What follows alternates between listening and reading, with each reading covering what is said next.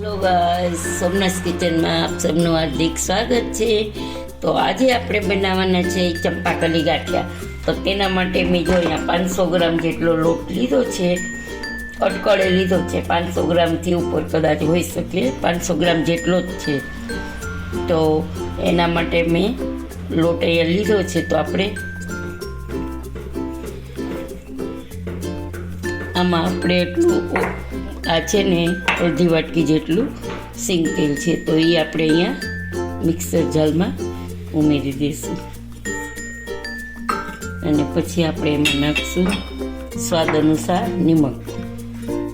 તો 1 ચમચી નિમક નાખ્યું છે અને અહીંયા મેં નાખ્યું છે ગાંઠિયાનો સોડા, નાની ચમચી. અને આપણે આમાં છે ને અજમો છે, મેં અજમો લીધો છે 1 મોટી ચમચી. તો એને આપણે થોડોક હાથેથી ક્રશ કરી લઈશું, એટલે અજમાનું એકદમ સરસ મજા આવશે, ફ્લેવર આવશે.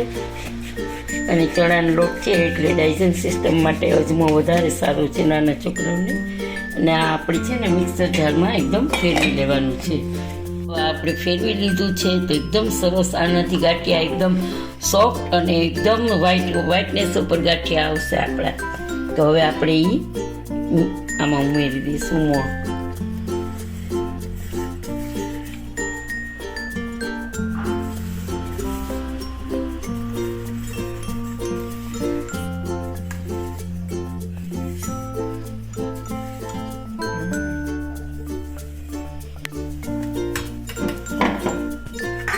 ગાંઠિયામાં મોણ તો સરસ હોવું જોઈશે, એવું લાગશે તો આપણે ઉપરથી પણ નાખી શકશું. તો એને એકદમ આપણે મિક્સ કરી દઈશું. ચલો ગાઈસ, મારી પાસે ચંપાકલી ગાંઠિયાનો જારો છે.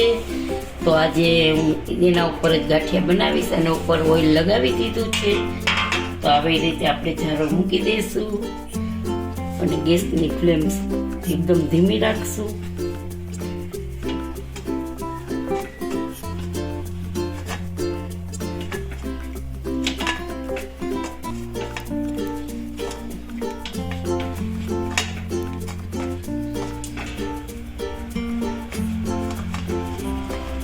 તમે એકલા હો ને તો આવી રીતે સામેની સાઈડ લેવાનું, આપણી બાજુ હાથ. અને જો કોક લોયું પકડવાવાળું હોય ને તો તમે આવી રીતે આમ લેવાનું. તો મારે અત્યારે કડાઈ પકડવાવાળું કોઈ છે નહીં, તો હું પછી સામેની સાઈડ લેતી હતી.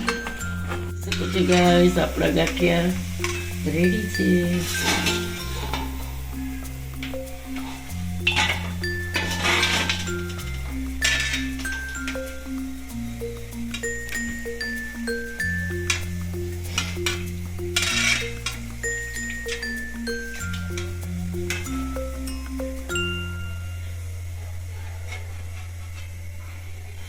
બસ આવી રીતે આપણે કાઢી લઈશું અને ફરી પાછો આપણે કરશું.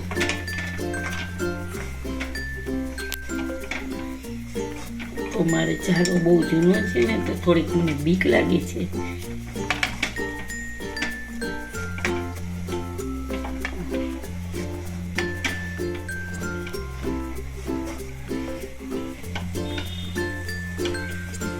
જો ગાઈસ, આપણે બીજો ઘાણ પણ આવી રીતે કરી નાખ્યો છે. તો એકદમ સરસ ગાંઠિયા આપણા ફૂલીને મસ્ત થયા છે ચંપાકલી. તો તમે જોઈ શકો છો, આપણે પહેલાં કર્યા હતા એ જુઓ, સોફ્ટનેસ એવી છે, એકદમ સરસ છે. જુઓ કે ગઈડા માણા પણ ખાઈ શકશે.